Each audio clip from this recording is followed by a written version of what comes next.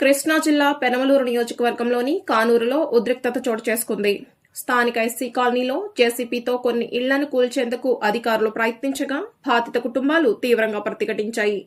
ఈ క్రమంలో పోలీసులు బాధిత కుటుంబాల మధ్య తోపులాట చోటు చేసుకుంది.